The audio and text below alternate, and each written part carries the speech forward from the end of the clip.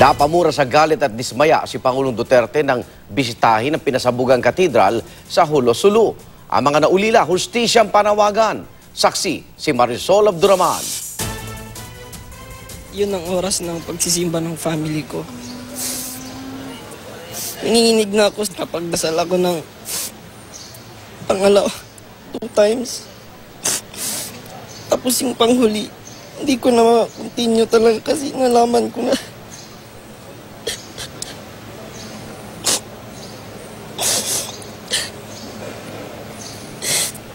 Sobrang hirap nung Hindi na muling makikita pa ni Hermhill ang nanay niyang si Daisy de los Reyes, isa sa mga nasawi sa pagsabog sa Our Lady of Mount Carmel Cathedral kahapon. Kwento pa ng ama ng Hermhill na kabiyak ni Daisy. Masaya pa silang nagsimba bago ang pagsabog, kasama ang isa pang anak na reader sa misa. Nakita ko na lang yung asawa ko.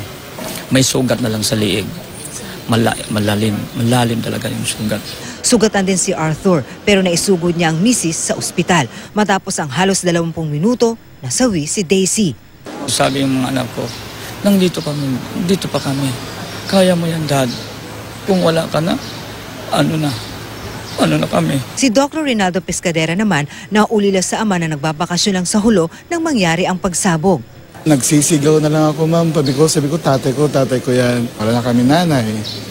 Wala nang tatay. Kung sama ka man pa, we love you. Si Private Hernan Bulay-Bulay, nakatakda na sanang ikasal sa nobya, pero hindi na pagharap sa altar ang mangyayari, kundi pagluluksa ng nobya niyang si Sheena. Last communication namin, mga 7:58 AM yung bombing. Yun na yung last namin contact. Good morning lang kami. Yun lang, yung normal namin ginagawa sa araw-araw. Hindi naman namin alam na gano'n na palang mangyayari. Ang mga naulila ni Leo Herbolario, doble ang pighati nang malamang naputol pa ang braso niya sa tindi ng pagsabog.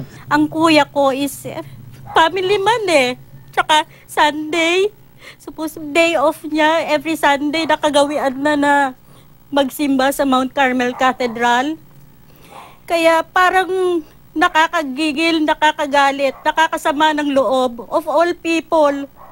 Kung may hinain man sila sa gobyerno, bakit sa ganong paraan? Hanggang sa Hunyo na lang sana ang destino sa Hulo ni Leo na nagtatrabaho sa isang construction equipment company. Lagi niya rin sinasabi na delikado, kaya lang talagang andun po yung trabaho, andun po yung Kaya lang sa ngayon gusto ko lang na makita ko na sa gumawa. Sino ba pinapahirapan niyo, di ba? Yung mga nawawala ng pamilya. Yung mga bata na maghihirap. Hustisya ang kanilang hiling. Kanina, binisita ni Pangulong Duterte ang mga biktimang nagpapagaling sa Camp General Bautista Station Hospital at nakiramay din sa mga namatayan. Bago niyan, pinuntahan ng Pangulo ang pinagsabugang simbahan. Galit at dismayado na nangyari ang kambal na pagsabog sa gitna ng mga hakbang para makamit ang kapayapaan sa rehiyon. Kaya hindi siya nakapigil. Kayo, huwag ninyong isipin na kayo lang ang marunong magtanim ng evil, kasamaan. Kung kaya mo, kaya ko rin. Mula rito sa Hulo, Sulu, ako si Marisol Abduraman, ang inyong saksi.